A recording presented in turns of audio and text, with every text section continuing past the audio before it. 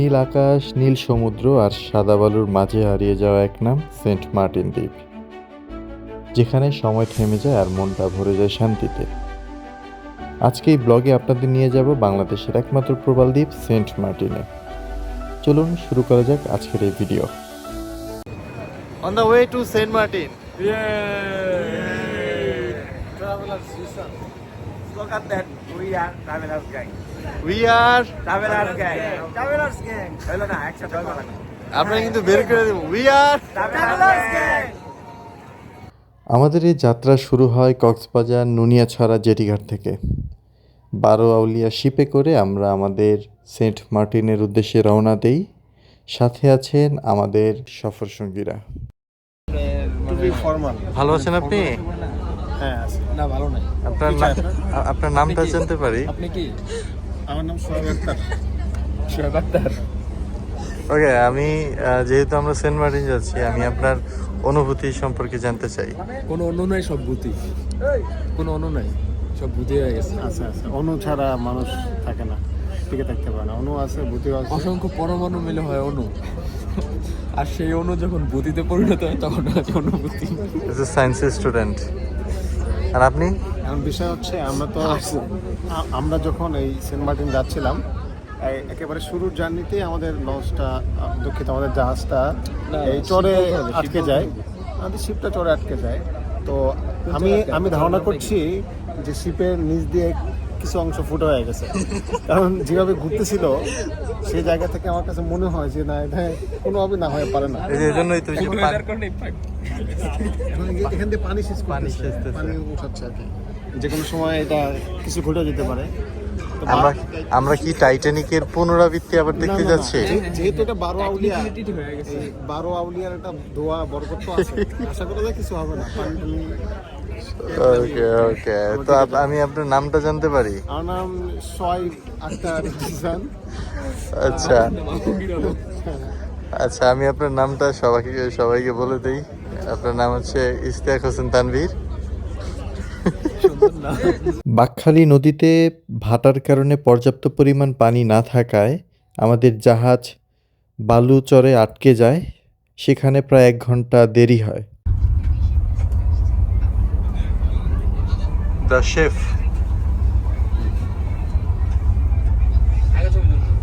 ছবি তুলি না, আমরা আমাদের ব্রেকফাস্ট করতেছি।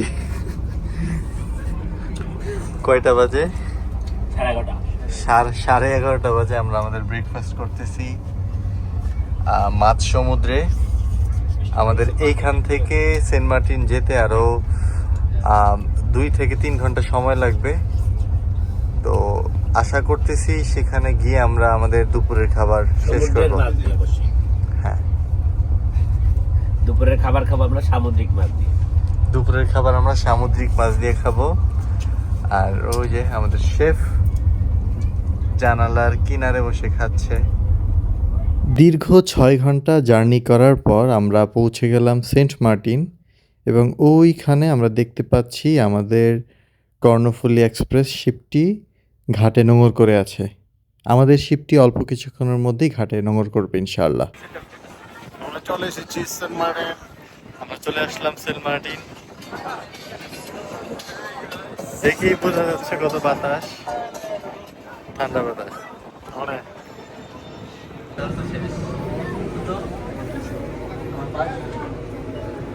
শিপ থেকে বের হওয়ার লাইন এটা। জানি না কতটুকু সময় লাগে, বাট আশা করছি খুব তাড়াতাড়ি বের হতে পারবো।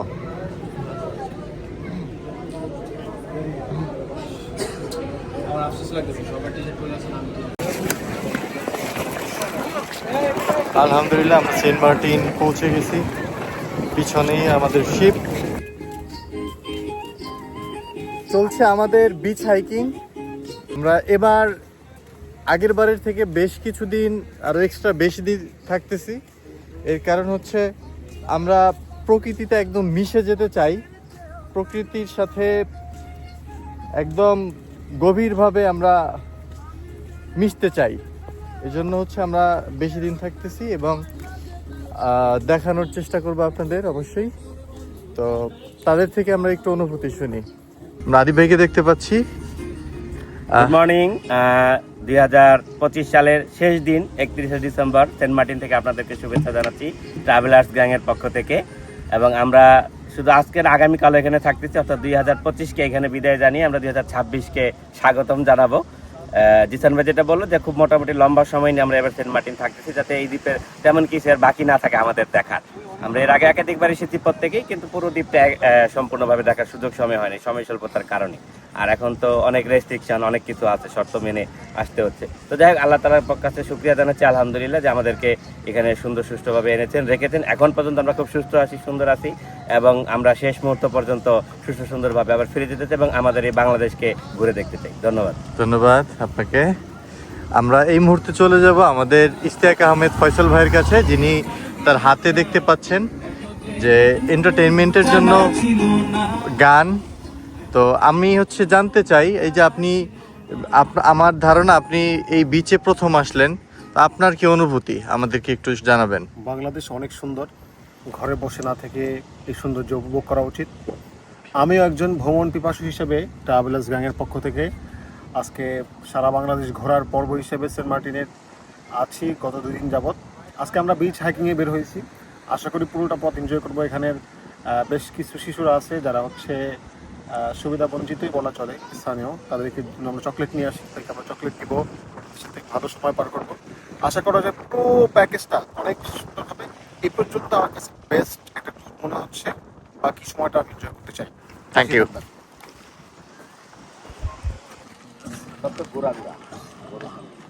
আছে বড়টা আছে ওই পাশে, একটু ওই পাশে। বাংলাদেশের অন্যান্য ট্যুরিস্ট স্পটের থেকে এইখানের আলাদা বা ব্যতিক্রম জিনিসটা কি আপনার কাছে মনে হয়? এখানে ব্যতিক্রম হলো প্রথমত সাধারণের আশা কম, এখানে থাকা মানে পরিমাণ কম, নিরিবিলি একটা জায়গা, নিজের মন মতো অনেক টাকায় ঘোরা যায়, প্রকৃতির সাথে একদম মিশে যাওয়া যায় একা একা বা গ্রুপে। কক্সবাজার যেরকম অনেক উচ্ছৃঙ্খল, জনসাধারণের অনেক আমার কাছে মনে হয় কতদিন এখানে এসে কতদিন থাকলে সে তার মন মতো সব কিছু ঘুরে যেতে পারবে? মন মতো ঘোরার জন্য কমপক্ষে 3টা রাত থাকা উচিত সেন্ট মার্টিনে। নয়তো যেহেতু 6 ঘন্টার প্রায় লং জার্নি, তারপর ঢাকা থেকে আবার 7-8 ঘন্টার একটা এখানে জার্নি। নিরাপত্তা কেমন? এখানে নিরাপত্তা 100% ওকে, চিন্তায় বা ইয়ার কোনো ভয় নাই। শুধু হয়তো বা আপনি কোনো কিছু হারায় ফেললো, এটা খুঁজে পাবেন না, এটাই সমস্যা। ওকে, দেখা হবে আপনার সাথে আরও বারবার। দর্শক শুনছিলেন আমাদের একজন ভ্রমণ সহযোদ্ধা, তিনি বলছিলেন এখানকার অবস্থা। আমরা আমাদের আরও একজন সহযাত্রী এবং সহযোদ্ধা ভ্রমণ পিপাসু তার কাছে যাব। আপনি তো আজকে এখানে প্রায় 3 দিনের মতো হলো আপনি এখানে আসছেন। ওভারঅল আপনার ফিলিংস কি? এখানে এসে কি কোন জিনিসটা আপনাকে বেশি আকর্ষণ করতেছে এখানে? আমাকে সবচেয়ে বেশি আকর্ষণ করছে এই যে সমুদ্রের নীল পানি। যখনই সমুদ্রের পাড়ে যাই তখনই একটা শীতল হাওয়া আসে, শরীরে লেগে যায়, তখনই আমার মনটা অনেক শান্ত হয়ে যায় যে আমরা কোথা থেকে কোথায় এসে এত সুন্দর জায়গায় আমরা কিভাবে থাকতে পারবো। বা আপনি কোন জায়গা থেকে এসেছেন বাংলাদেশের? আমি বাংলাদেশের গাজীপুর কালীগঞ্জ থেকে এসেছি এবং জায়গাটা খুবই সুন্দর। সেন্ট মার্টিন আমার ফার্স্ট আসা। আপনি কি আরো আসতে চান এখানে? হ্যাঁ, অবশ্যই আমি চাই যে আমার ফ্যামিলিকেও আমি নিয়ে আসতে, যে তারা ওই সুন্দর পরিবেশটা উপভোগ করতে। ওকে, ধন্যবাদ। আমরা শুনছিলাম তার অভিব্যক্তি। আপনার কাছে আমাদের প্রশ্ন হচ্ছে, এই সেন্ট মার্টিন তো একটা দ্বীপ, বাংলাদেশের বিচ্ছিন্ন জনভূমির একটা, এখানে মানুষ আসলে সভ্যতার পরে কত সাল থেকে এখানে আসা শুরু করে এবং কত সাল থেকে এখানে বসবাস শুরু করে বা এখানে যাত্রাটা শুরু হয়? আচ্ছা, ঠিক আছে। ওখানে প্রথম এই দ্বীপটাতে 1890 সালের দিকে কিছু বাঙালি এবং কিছু রাখাইন যারা মূলত এসেছিল, তারা এখানে মৎস্য শিকার করার জন্য, যেহেতু এখানে কোনো তখন বসবাস ছিল না। তো এখানে থেকে তারা মাছ শিকার করবে, এরকম একটা লক্ষ্য নিয়ে তারা এসেছিল।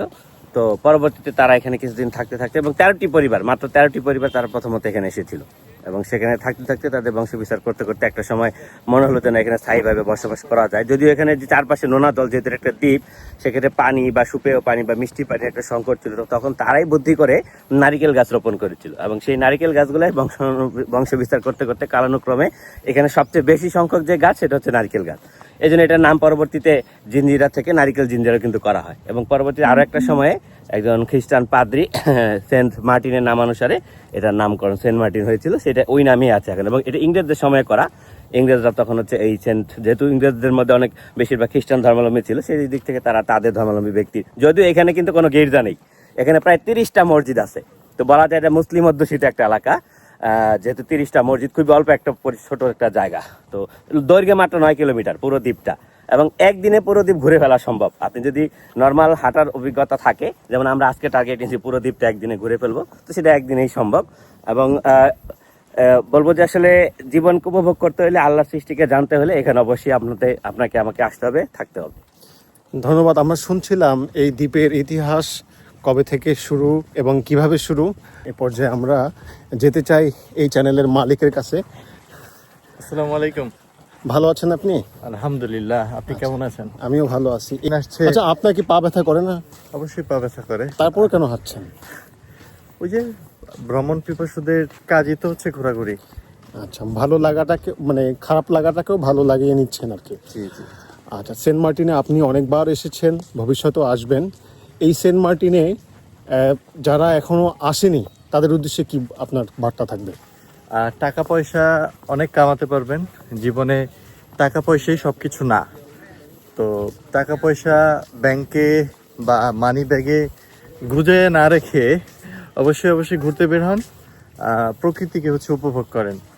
এখানে আনুমানিক কীরকম থাকার জায়গা আছে? রিসোর্ট বা হোটেল মোটেল থাকার জায়গা কোনো সংকট পড়বে কিনা যদি অনেক মানুষ আসে? সরকারের যে নিষেধাজ্ঞা, 2000-এর বেশি মানুষ এই বিচে আসতে পারে না। 2000 মানুষ যদি 2-3 দিন করেও থাকে, সর্বোচ্চ 3 দিন হচ্ছে তারা থাকে। তো এই সেন্ট মার্টিনে যতগুলো রিসোর্ট এবং যতগুলো হোটেল মোটেল যা কিছুই ধরেন আছে, সব কিছু যদি চিন্তা করি, আপনি নিশ্চিন্তে আসতে পারেন। এখানে হোটেল বা কোনো কিছুর সংকট হবে না আশা করি। যারা ঘুরতে আসি, আমাদেরও সরকারের কাছে আহ্বান থাকবে যে আপনারা এদিকে সুনজর দিন। বিশেষ করে পর্যটন এরিয়াগুলোতে এখনও অনেক পরিমাণে প্লাস্টিক পলিথিন এগুলো পড়ে আছে। এখানে প্লাস্টিক পলিথিন নিষিদ্ধ থাকার পরেও মাত্রার চেয়েও বেশি এখানে প্লাস্টিক পলিথিন এখনও পাওয়া যায়। আমি সরকারকে এই যে দেখতে পাচ্ছেন, হাঁটতে হাঁটতে অসংখ্য চোখে পড়বে। সুতরাং আমি সরকারকে অনুরোধ করব যে সরকার যাতে এদিকে দৃষ্টি দেয় এবং প্রয়োজনে অতিরিক্ত জনবল নিয়োগ করে হলেও এই সুন্দর দ্বীপটিকে প্লাস্টিক পলিথিনের হাত থেকে রক্ষা করে। ভালো থাকবেন, আল্লাহ হাফেজ। সমুদ্রের পাড় দিয়ে হাঁটতে হাঁটতে সমুদ্রের যে সাউন্ড, সমুদ্রের যে গর্জন, সেটি শুনলেই আমার মনে হয় যে সেন্ট মার্টিন যত টাকা খরচ করে এখানে এসেছি সেটি মনে হয় সার্থক হয়েছে। নীল আকাশের নিচে অসীম নীল সাগরের বুকে এক টুকরো স্বপ্নের নাম সেন্ট মার্টিন। ড্রোনের চোখে ধরা পড়েছে ঢেউয়ের ছন্দ, সবুজ নারকেল গাছ আর সময় থমকে যাওয়া এক দ্বীপের গল্প। এখানে শব্দ কম, অনুভূতি বেশি, যেখানে প্রকৃতির সবচেয়ে সুন্দর ভাষা। ড্রোন যখন ধীরে ধীরে উপরে ওঠে, ছোট হতে থাকে দ্বীপটা, কিন্তু বড় হয়ে ওঠে অনুভূতি। চারদিকে শুধু নীল, মাঝখানে সাদা ঢেউয়ের আঁচড় আর সবুজের নরম ছোঁয়া।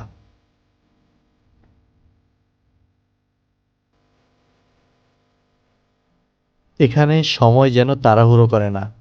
সূর্য উঠে ধীরে, বাতাস বয়ে যায় আলতো করে, আর ঢেউগুলো প্রতিদিন নতুন করে গল্প বলে। শেষ পর্যন্ত যখন ড্রোন আবার দূরে সরে যায়, দ্বীপটা ছোট হয়ে আসে, কিন্তু মনে রয়ে যায় এক গভীর শান্তি। আমরা সবাই জানি সেন্ট মার্টিন বিচে ড্রোন উড়ানো নিষেধ, তবে আমার পরামর্শ এটাই যে একদম নিষেধ না করে ট্রাভেলার এবং ট্যুরিস্টদের যদি একটা অনুমতির ব্যবস্থা করে দেয়া যায়, তাহলে তারা বাংলাদেশের যে এই যে অপরূপ সৌন্দর্য আছে সেটা সবার মাঝে ফুটায় তুলতে পারবে। একদম নিষেধ করে দেয়া এটা কোনো সমাধান না। ভালো আছো? কেমন আছো তোমরা? কেমন বলো? আলহামদুলিল্লাহ। তোমরা স্কুলে পড়ো? সবাই পড়ো তো স্কুলে? স্কুলে যাবা কিন্তু সবাই, পড়ালেখা করতে হবে। কোন স্কুলে পড়ো তোমরা? না স্কুলে? তোমার স্কুলের নাম কি? নাম বলো। পারো না? যায় না, ফাঁকিবাজ। স্কুলে পড়লে স্কুলের নাম জানতে হবে। তারা আমরা কিছু পার্সোনাল শ্যুট নিয়ে নিলাম এবং গ্রুপ শ্যুট নিলাম, এগুলো ট্রাই করবো ভিডিওতে অ্যাড করার জন্য। আপাতত আমরা গলাচিপা থেকে 1 কিলোমিটার দূরে পশ্চিম বিচের কাছাকাছি আছি। আরও আধা ঘন্টা থেকে 1 ঘন্টার মধ্যে আমাদের পুরো বিচ হাইকিং শেষ হবে। প্রতিটা পা ফেলার সাথে সাথে মনে হচ্ছে ভিতরের সব ভার হালকা হয়ে যাচ্ছে। জীবন যেমন ঢেউয়ের মতো, কখনো শান্ত কখনো অস্থির, তবু শেষ পর্যন্ত সমুদ্রটা যেমন আপন জায়গা থেকেই যায়, আমরাও ঠিক তেমনই নিজেদের পথ খুঁজে নেই। গলাচিপা বিচের ঠিক কাছাকাছি।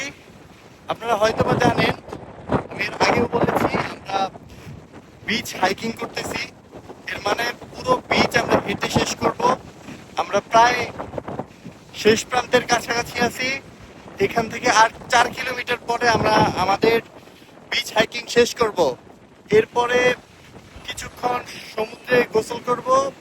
এরপর আজকে আমাদের এই সেগমেন্ট শেষ হবে।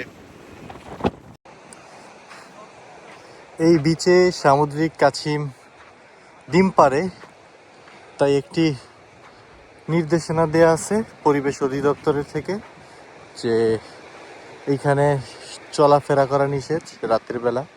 সামুদ্রিক কাছিমে ডিম পাড়ার সৈকতে আলোর জ্বালানো সম্পূর্ণ নিষেধ। সৈকতে ফানুস উড়ানো, মাইক বাজানো, হইচই নিষেধ। সামুদ্রিক কাছিমে ডিম চুরি করা ও নষ্ট করা আইনত অপরাধ। এটি হচ্ছে পরিবেশ অধিদপ্তর নির্দেশনা। এটি আসলে সবার মানা উচিত, যাতে করে পরিবেশ এবং তাদের প্রজন্ম ধ্বংস না হয়। এই ঢেউ আমাদের শেখায় ভেঙে গিয়েও আবার ফিরতে হয়। এই সমুদ্র, এই ঢেউ, কেউ তাদের থামাতে পারে না। তারা আসে যায়, কিন্তু কখনো হারিয়ে যায় না। কখনো ঢেউ শান্ত, কখনো রাগী, তবু সমুদ্র কখনো তার পথ বদলায় না। সে জানে ভাঙতেই হয়, আবার গড়তেই হয়।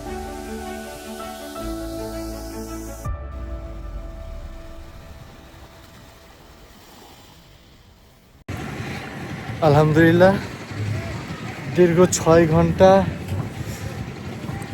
হাঁটার পরে আমাদের পুরো বিচ